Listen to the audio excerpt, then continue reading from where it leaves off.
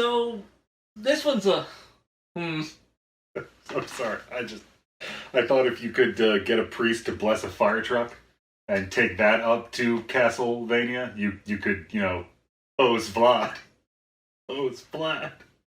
Sorry. Wow. Sorry. No, that's staying in now. Damn it. That is staying in.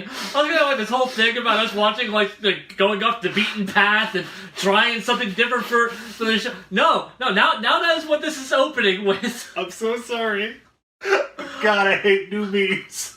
Hose Vlad, huh? God damn it. Anyhow.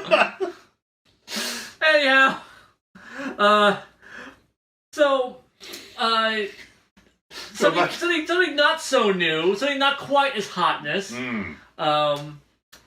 We're doing Carole and Tuesday. Freshly out of Netflix jail. Yeah, because this is one of those ones where it was picked up by Netflix, and we didn't watch it because, it wasn't really officially streaming, it would have been inconvenient, we just, fuck it, it'll be on Netflix, we'll watch it when it comes out. It is out now, so we're going to watch the first few episodes until... Yeah, it's supposed to be 3. Who knows? If it's really good, we end up watching a lot more. See you guys tomorrow. Yeah. But yeah, I know nothing about this show really, except for it is the new series by Shinichiro Watanabe.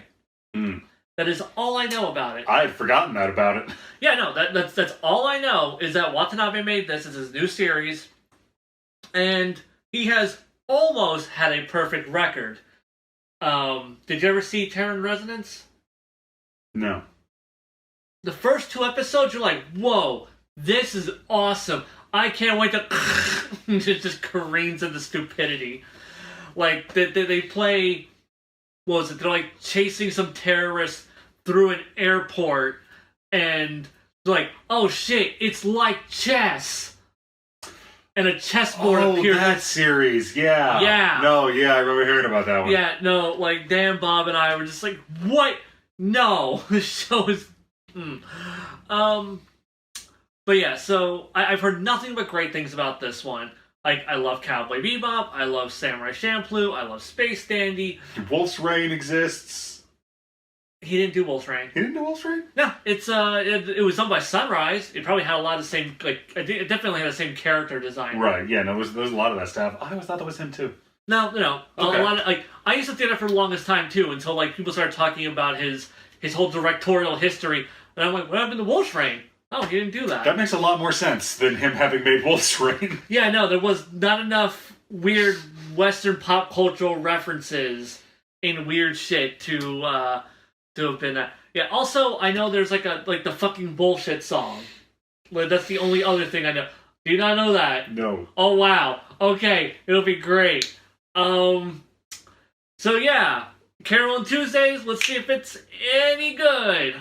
It's gotta be. It's fucking Watanabe. There's no way it can be bad. That was good. It's really good. Yeah, so we watched 5 episodes, because it was good. It was, at some point I was just like, okay, wait, we need to, record this and not just watch the whole fucking, bit that's on Netflix. Because I think it's only, the first 13 or so episodes. I think it's, half the series and they're going to upload the other half.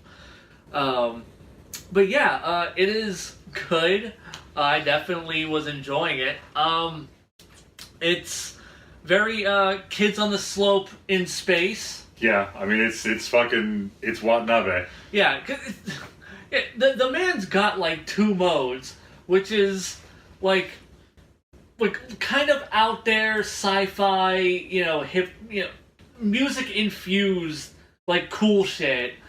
And then you have, just very grounded, personal, human stories about people who are in the music. Right, I always figure that there's 2 very different kinds of interesting creators out there in media. The kinds that look out there and think, nah, what I want to exist isn't out there, and make what they want, and the kinds that are just making shit out of the things they're into. And Watanabe is definitely that second type.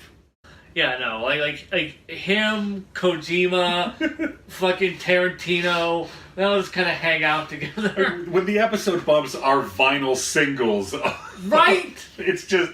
Like, Which, by yeah, the this way, is the shit this guy's into. like, yeah, no, I think it was super choice when the commercial bumper for the episode where they were making a music video killed the radio star, and I'm like, it's good. It's good. For those who have no clue what the fuck Carole and Tuesday is about, it's about a couple of girls who are like into music, and some guy records them like doing like a performance, and they do the thing where like he uploads to the internet and people start catching on to it. Yeah, except they don't do the thing where like they are immediately like blow into stardom. It's like some guy who's like a washed up producer is just like, these two girls are good. Yeah, I want to see if I can do something with them. It's halfway between your traditional musician makes it story and a goddamn sports anime. Shit, man, we have a shonen rival in everything. We do. It's amazing. Yeah. So you can really... Okay, so on the one hand, this is going to be a very heartwarming story about music and art, and it's but also you can kind of tell that Shinichiro Watanabe is getting older. And where, like, Kids on the Slope was his wistful, nostalgia-fueled rumination on a particular mood that he likes and a time period he's attached to, this is kicking over into, like, screaming Jeremiad against how music's not real nowadays. Yeah, so because this is something that threw me for a loop. It's just like, you know, like these girls are gonna go down in like Martian history, and I'm like, this motherfucker just say Martian? I'm like, what? Because nothing about this show that I had seen had made me think. I'd seen like some screen cap. I saw like the one fucking bullshit song that's gonna show up in a future episode. Like I've seen that clip. Nothing about this show made me think. Like I was like, because especially like it feels like the mood is old and nostalgic, and the visuals feel more modern, but then like the actual setting is futuristic. Except for some reason, when we colonize Mars, we're going to build early 20th century brownstones in the poor districts for some reason. It's to make them feel at home. We're striking for authenticity. Who? People from Brooklyn? The poors. Look, okay, they've seen what it's like to be poor on Earth through books and movies. Yeah, no, that is such a stark look at, like, post-late capitalism. Like, this will be your state forever. On every world. Oh, man. But yeah, so yeah, you have Tuesday, rich girl, runs away from her family. One of them's rich. One of them's from the streets. Right? Yeah. But like every fucking angle of this show is absolutely formulaic. It is. But it's also done well. Yeah, and it's charming as all hell. Precisely. Like every single thing that has been in this, I feel, has been in something else. Yeah. That the odd couple pairing, the person from the streets, and the rich girl, and the shonen rival. It's not boring. Yeah. It's familiar. Yes. It's comfortable. Yes. Yeah, it's, like I said, like, you know, and even like certain things that are kind of unique to this, like the robot. Like, the robot just feels like he was straight up lifted from Space Dandy, that fucking AI asshole who was making them a music video. You know, he just feels like he was straight lifted from Space Dandy, and yeah, it's just like I feel like this is something that Watanabe's been sitting on. Like he finally had enough clout to get someone to let him make like this very honest, sincere, comfy, warm, sci-fi like music biopic. And it's nice and it's pleasant, and like the characters are all the character designs, okay? People have different body types and shapes and faces, and they don't have all the same anime face. Like, shit, one of our two main characters is a black girl. Like, you don't see that in anime. Not anymore. Yeah. Oh, man. But yeah, it's... Some of our characters are from recent Pokemon game rival teams. Yeah, no, like, fucking, like, anime Guy Fieri just looks like he's... what we're comparing him to? Team Skull. Team Skull. Mm-hmm. Straight up. And then his wife being the girl grunt from Team Skull. Or his ex-wife. Oh, man. It was... Yeah, no, like... It is just endearing and nice and pleasant. Like, I don't have a whole lot to say about it other than, like, yeah, no, it's a feel-good show. Like, it's not like I'm, like, latched in, like, on the edge of my seat, can't wait for the next episode, but I'm like, oh, that was nice. I'm gonna watch another. It is. It's heartwarming and entertaining, but like I said before, there's another side to that coin where it's now old man Shinichiro Watanabe shaking his fist at the Digimon Emperor for designing music with computer algorithms. Which, speaking of, okay, we get like a total Rocky IV scenario where we got Carole and Tuesday are like doing like fucking Buddhist vocal training shit in their space brownstone, where the old Chinese guy rents them an upstairs room, and the and the rival, the Pokemon Shonen Jump rival. I seriously want to challenge everybody in the show to a Pokemon battle. Angela, like, you know, she's a child star. Her mother was a failed child star, and also the villain from Howl's Moving Castle. Yes, yeah, no, she is very villain from a Ghibli film with purple hair. But yeah, like you have Angela, like, child film star, her mother trying to force, like, making sure her career doesn't fail as soon as she hits adulthood. And it's just like, okay, we're gonna work on your music career. So they take her to some guy who, like, does this music purely on algorithm. And, like, his, like, machinery is, like, trying to, like push her vocal cords to, like, their limits so that way she can hit the notes and shit that he requires her to hit for the music that he, didn't even write, I was gonna say wrote, right? Commissioned. Yeah, that he set his machine to make for him. And yeah, like, so yeah, it is kind of like that scene from Rocky IV where you have, like, Rocky, like, in the woods, like, climbing mountains and shit. You have Drago on steroids punching steel beams. I prefer the scene from Ayane's High Kick where the blonde girl is training with the robots and Ayane's training with all the punching gloves on sticks. Man, I haven't done a Ayane's High Kick in a while. Most people don't.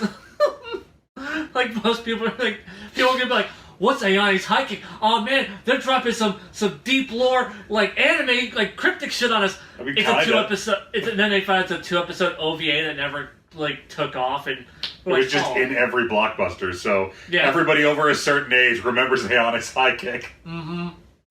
Just one of those things that, like, if you remember a blockbuster and you were into anime back then... You want the deep cuts, we could start referencing Girl from Fantasia. But yeah, like, this show has, like, a little bit of everything to it. It's kind of hard to talk about structurally because, I mean, apart from me making fun of Watanabe for being old and fist shaking at the kids. Yeah. But because it's good to watch, and it's made of little moments here and there, and it's just... It is, like... It felt old school. Oh, what was it? That one guy, Ertegun. Ertegun. DJ Ertegun. Like, okay, is he, like, what, like, Robbie's brother or something? Or, like, because it seems like they know each other. Robbie. I think he just worked with him a bunch. Okay, because like, he loaned him a car, and I didn't know what the hell their relationship was. Yeah, he just worked with him. I mean, Robbie has that AI. Mm-hmm. I do love that we've seen at least 4 different really German names in this. And we don't have a lot of evidence that this is or isn't in the Bebop universe. Right. I don't know how German Mars was in Bebop. I know it's really German in Battle Angel. So, what was it? For clarity's sake, we watched this in English because the dub is out. Yes, we did. We watched the dub. And please stop screaming. It's gonna be okay. yeah. I do plan to go back and watch a bunch of the songs in Japanese. Yeah, I'm curious, like, because the one song clip I have heard from the show did happen to be in English, and everything is written in English, and it makes me wonder, like, because like when Tuesday like writes the lyrics down, it's in English. I really should have just rewound and checked out an episode in Japanese to see if they actually sing in Japanese. But yeah, like the music is all good. Like you know, people who are like, "Oh wow, this is so amazing." I'm like, "Yeah, no, this is nice and pleasant. I like it."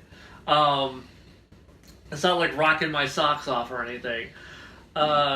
In fact, like I would say this is probably Watanabe's most like chill music he's had. Yeah, definitely. Yeah, because like you know, when you think of like Shampoo and Bebop, and even his Kids raging, on the Slope. his raging jazz erection. Yeah. in Kids on the Slope. Yeah, no, that was great. But yeah, like I didn't know what the hell to expect from a show called Carole and Tuesday. Every so often, like you know, it leads into a little bit of zaniness, but for the most part, it is very human. Little zany, little punk rock. Yeah, and it's just like I said, it's a very earnest, sincere, like this feels like his passion project. If Watanabe was gonna make anything that like just that a studio would kind of give him shit on, this is what it feels like it was gonna be. Is this? Like also, I will say like if I have like one criticism, it's like the show isn't exactly like the prettiest. Like, you know, the animation is a little wonky here and there. Has really good use of CGI. So, fuck you everyone who thinks I hate CGI. Aggro. Like, no, like, the CGI here is used really well. Because it's like, it's all, like, mechanical stuff. Or, like, it's Carole's hands when she's doing the piano. There are fewer things in this world, I believe, harder to animate than somebody playing a fucking guitar. Mm-hmm. Yeah, no, so yeah, like friggin' when they do like the close, like what was it? Tuesday's guitar is almost always CG. And it seems like her hands are only CG for like the close-up shots. But it looks like maybe only her hands are CG and the rest of her's drawn, or yeah. Either that or she just wasn't moving enough for me to catch the CG. But yeah, like but they do like a lot of great integration stuff where Tuesday is animated fully in 2D from a distance, and her guitar is CGI because they need to get all like the angles and stuff. Right. And then like yeah, it's like Tuesday or Carole. Like when they do like the close-ups of her playing piano, like you know that's CG. But yeah, it's very minimalist. It's very nicely done, and yeah, it's just I love the color palette. Also, it's like this really It's not pastels, but it almost feels pastel-esque. Like, just like, very muted. It's not pastel, it's just, the colors are all very soft. Yes, there you go. Yeah, it's a very soft look to the visuals. Reminds me a lot of... It has a lot to do with the line work, too. The whole thing is very soft. Like, this could be, like, sharp-ass digipaint bullshit. But they've made it look very nice. Yeah, the colors are soft and muted. The outlines are... like darker shades of what the like whatever it's outlining. Oh, yeah, a lot of the shading and lighting work too. What else? Okay, yeah. Visually, it reminds me a lot of like color wise. Honey and Clover had a very similar look to it. But yeah. Mechanically, it reminded me of Eureka 7 more than anything else. Yeah, I remember you making that observation. Which, yeah, I could see that. Especially when Carole's like board that she has. That feels like, I mean, yeah, they're not sky surfing on it, but it definitely feels like mechanical design wise. It definitely feels like in that same vein.